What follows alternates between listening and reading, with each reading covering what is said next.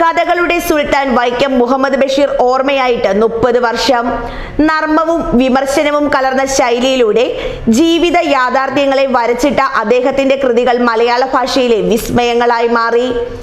ആനവാരി രാമൻ നായർ, പൊൻകുരിശു തോമ, എട്ടുകാലി മമ്മൂഞ്ഞ്, കൊച്ചു ത്രേസ്യ, സൈനബ, മണ്ടൻ മുത്തപ്പ എന്നിങ്ങനെ ചുറ്റുമുള്ള മനുഷ്യരായിരുന്നു കഥാപാത്രങ്ങൾ. ജീവിതം അനന്തമായൊരു പ്രാർത്ഥനയാണെന്ന് പറഞ്ഞ ബഷീറിന്റെ വാക്കിലും വരിയിലുമെല്ലാം നിറഞ്ഞത് മണ്ണിനോടും മാനവികതയോടുമുള്ള പ്രണയം. ബാല്യകാല സഖിക്ക് 80 വർഷം പൂർത്തിയാകുന്ന വേളയിലാണ് 30ാം ചരമവാർഷികം കടന്നു വന്നത്. കൊൽക്കത്തയിൽ കഴിയുമ്പോഴാണ് ബഷീർ ബാല്യകാല സഖി എഴുതിയത്.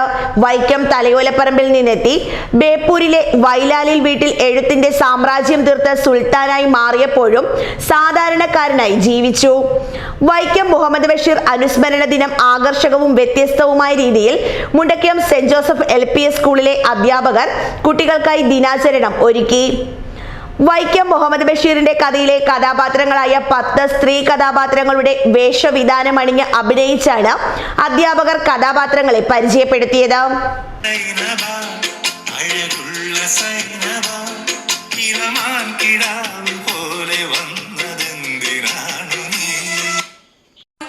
മനസ്സിലായില്ല?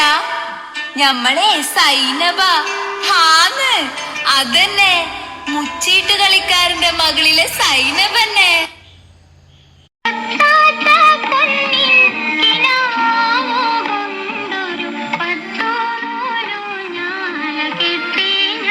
എവിടുന്നാണ് പാട്ട്? ഭാർഗവി നിലയത്തിലെ ഭാർഗവിക്കുട്ടി.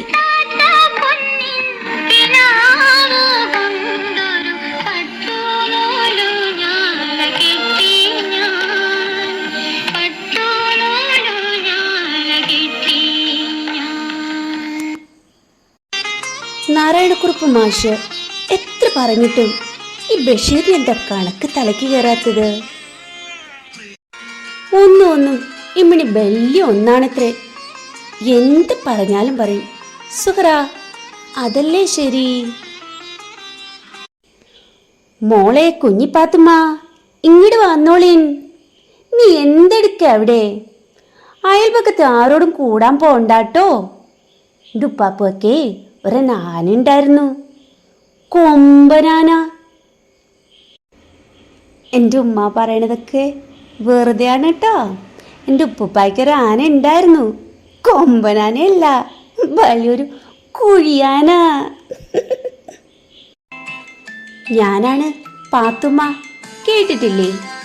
എൻ്റെ മോള് ഖദീജ. എനിക്കൊരാടുണ്ട് കേട്ടോ, കേട്ടിട്ടില്ലേ? പാത്തുമ്മയുടെ ആട്. പൂവമ്പഴം കഥ വായിച്ചിട്ടില്ലേ? അതിലെ ജമീല ബീവിയാണ്.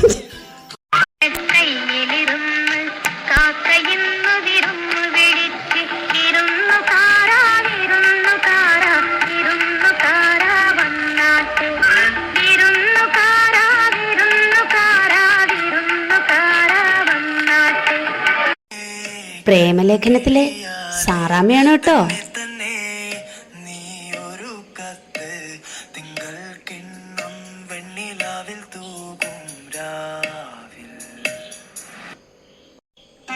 ഞാൻ കാമുകന്റെ ഡയറിയിലെ സരസ്വതി ദേവി.